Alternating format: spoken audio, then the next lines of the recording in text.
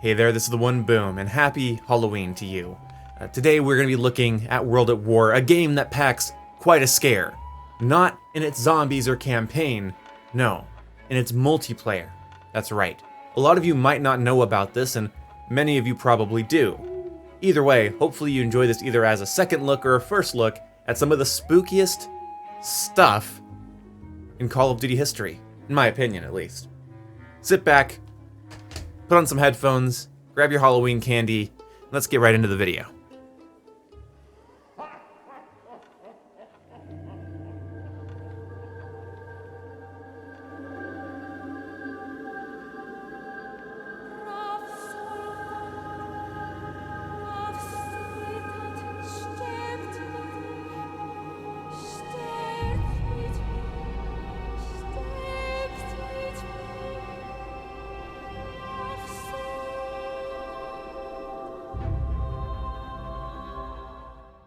Despite being considered by many to be a Call of Duty 4 reskin, World at War is nothing like it. Atmospherically, the game is unmatched. Even just walking around a map here, like Roundhouse, is scary, to say the least. Like, honestly, I couldn't think of a creepier intro than just playing this game's title screen song. It's eerie and apparently roughly translates to brave soldier, brave soldier, brave soldier, die with me tonight. It's a very eerie song for a very eerie game. The ambience of World at War is unmatched within this franchise. This game doubles as a pseudo-horror experience, and that's really special for a franchise often considered to be made for kids. This game stands out, and I really hope someday we get to see a game this gritty again. Call of Duty recently has dabbled with bits of grit and grime, but this goes beyond violence and gore and warfare. There's a vibe, a tone, a style here that has not been replicated in this franchise since, and you just have to see it to believe it. The first thing we're going to be looking at today is World at War's Dome. Dome is a pretty small map, and you might not think much of it when you're on it. This is a map based off of the fall of Berlin at the end of World at War's story. And if you fall down this hole here, you can hear what sounds like the Red Army's famous "Oorah" chant. And yeah, it's pretty haunting, really. Let's give it a listen.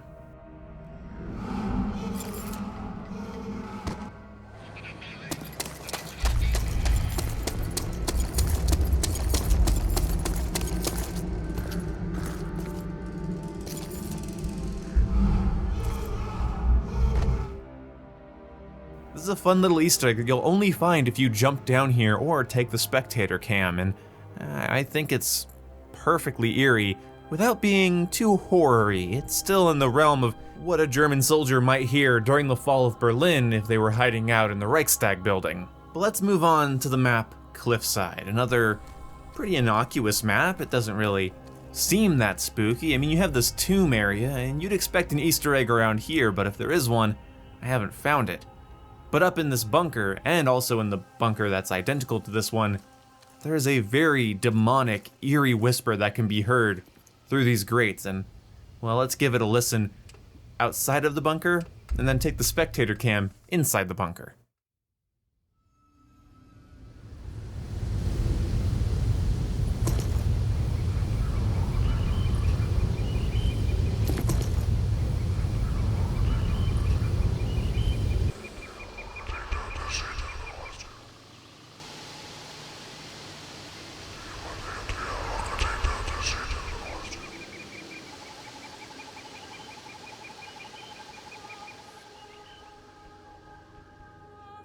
I'm not sure why the Treyarch developers decided to put demonic whispering on this map, but I'm gonna tell you right now, it's not the last time you're gonna hear it. Now here we are on Airfield, another pretty innocuous looking map. Nothing about this map should strike you as strange until you find this little room towards the center of the map. This room is, in my opinion, the most haunting. It's not the most haunted, but to find a dungeon in the basement of this building with a dead, bled-out soldier laying on the ground, well, that would maybe be enough, but if you stand and listen long enough, you hear something pretty shocking.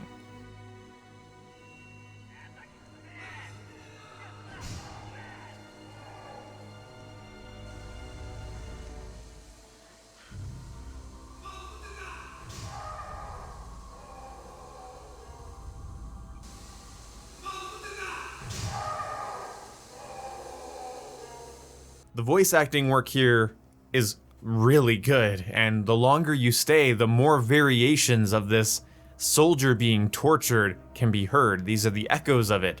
I do believe that this isn't supposed to be going on in some back room, because this is the only map that I know of in the game with a very visibly obvious dead soldier, and if you go around the back of the building, you'll see the door that you look at from inside the cell, which means what you're hearing is a residual echo of the torture, not someone being tortured actively.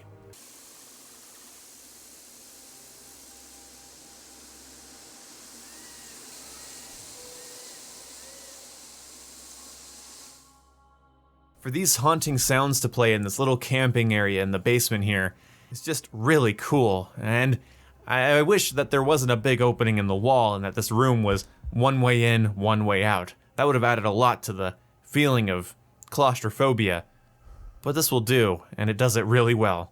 But I'm saving the best for last. This is probably the most known Easter egg, so some of you might have already clicked away knowing where I was going, but here we are in Asylum. Yeah, Asylum doesn't just have eerie sounds. This building is full-on haunted. Remember that demonic whisper from Cliffside? You can hear it again here on the balcony.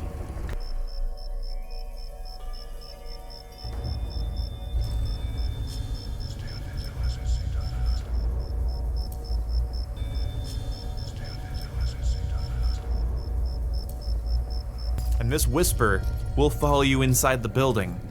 But let's stop here at this door and listen to this eerie piano music being played. I don't know if this is on a phonograph or a radio of some kind, but it really does sound like somebody's playing the piano in this room. It's very faint, but you can make it out.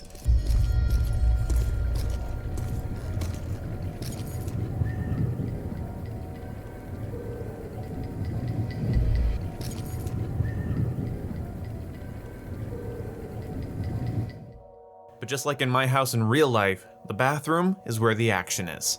In here you'll hear water running, chains rustling, a woman crying, and that demonic whisper will follow you into this bathroom, whispering various things in your ear.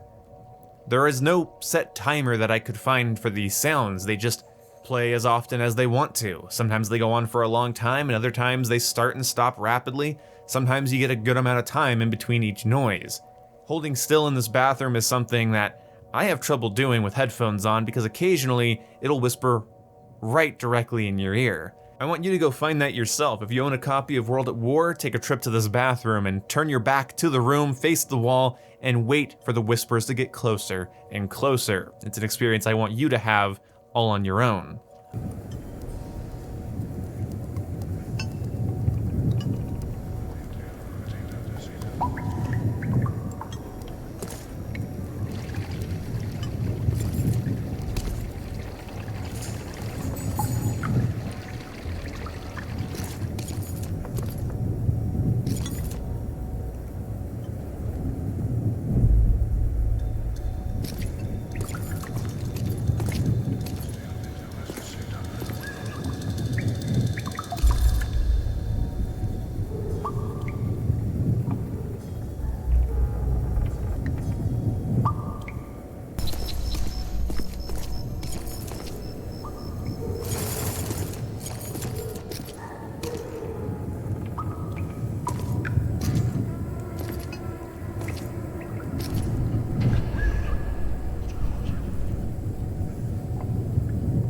I'm not sure why they decided to add a woman crying, chains rattling, water running into this room. All sort of generic horror noises, but in the context of this being a Call of Duty map, somehow that makes it creepier. It's not a place I'd expect to be scared. Yeah, there's little Easter eggs on many different Call of Duty maps, some eerier than others. They put this here to scare people exploring the maps. They put this here to create ambience, a feeling of dread and sadness. And that's something that Call of Duty's multiplayer really hasn't done since. I'm not saying World at War is perfect, or that it's a man's Call of Duty. I'm not gonna go that far. But what I can't ignore here is just how important ambience is. Those little bits of flavor in a video game can make it way more memorable than you think. Just a couple whispers and some chains rattling in a bathroom in an abandoned asylum. Yeah, World at War serves as a really good example as to what art design, ambience, and music and noises can bring to a project. Call of Duty doesn't just have to be kill streaks and spawn traps and gold camos. Call of Duty can have ambience. Call of Duty can instill fear. Call of Duty can give you chills. Call of Duty, at the end of the day, has been made and is being made by very talented people. And I would love to see this level of ambience, or at least just some spooky fun Easter eggs in future Call of Duty games. Come on, Sledgehammer, with Call of Duty Vanguard being way more foofy than scary, I think it'd be kind of fun and out of character for one of the maps to have some really haunting Easter egg on it. But there you go, I wanted to show you the spookiness that Call of Duty has to offer. It's all here in World at War's multiplayer maps. You can just go into a private match, walk around, and have a pretty fulfilling, eerie experience, and that's just really cool to me. Again, some things are scarier in the context of where they're taking place. This is not what I expect from a Call of Duty game, so the fact that it's happening here makes it way cooler than it would be otherwise. So I'll see you when I see you, have a happy Halloween, and I promise, next year I'll do something a little bit more creative and intricate for my Halloween special. See you when I see you guys, goodbye.